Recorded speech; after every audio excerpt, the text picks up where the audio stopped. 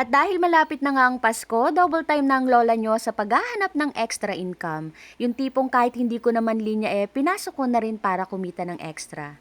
Gusto mo bang malaman kung papaano?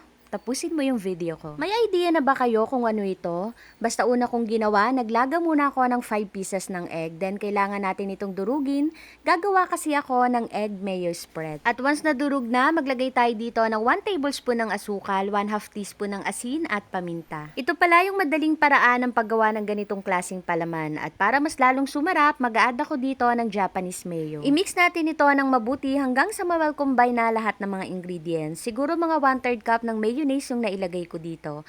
Tikman nyo na rin pala kung okay na ba sa inyo yung lasa. Then kung may kulang pa, mag-add na lang po kayo. At ito po pala yung mga kakailanganin nating sangkap. Nagprito ako ng ham, yung spread na ginawa natin kanina, sliced bread, mayonnaise, lettuce, and cheese. At sa paggawa ng ating sandwich, naglalagay muna ako ng mayonnaise para ito yung kakapitan ng lettuce na ilalagay natin. After ng lettuce, next kong ilalagay dito yung pinirito kong ham kanina. So ito nga po, isa sa aking kumare ang nag-order nito at ang sabi ko nga, hindi naman ako nagtitinda ng sandwich at hindi rin ako nagpapa-order dahil busy person nga ako, char. Kaya lang itong kumare ko na ito ay sadyang makulit. Sabi niya, times 2 daw niyang babayaran yung gagawin ko kasi nga biglaan ito as in today niyang in-order and today din daw niya kukunin. At nung sinabi niyang times 2 ang bayad, nagningning talaga yung mga mata ko. Charis. So sa kumari ko na makulit pero galante, maraming salamat sa tiwala. At salamat sa extra income. Pagawa ka uli, char. After ko ngang magawa yung 3-layer sandwich, ibabalot ko na ito sa sandwich wrapper or sandwich paper. At ito po palang ginawa kong sandwich ay siya mismo ang nag-request na mga ilalagay ko.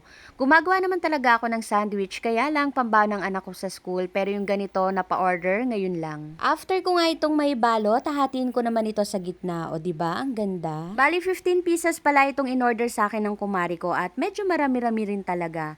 At nangangarag na nga ako dito kasi in-order niya to kung kailan may pasok pa yung mga anak ko sa school. Kaya ayan, nagmamadali na talaga ako dito. At baka bet nyo po pala itong mga ginagamit ko sa paggawa ng sandwich. Kasama na dito yung sandwich wrapper at yung box na paglalagyan ko. Ilalagay ko na lang po yung link sa comment section kung saan ko ito nabili. At ito po pala yung sandwich box na sinasabi ko. Ang ganda nito, saktong-sakto talaga sa mga sandwich. Bali ito po palang pinagawa niya ay ham egg mayo sandwich with cheese. Then nagpalagay na lang po siya ng lettuce para kahit papano daw ay may gulay. At yung napapansin nyo pala na nakadikit sa ibabaw ay thank you sticker yan. Wala lang, nilagyan ko lang. Charis. Gusto mo rin ba? Tara, kain tayo.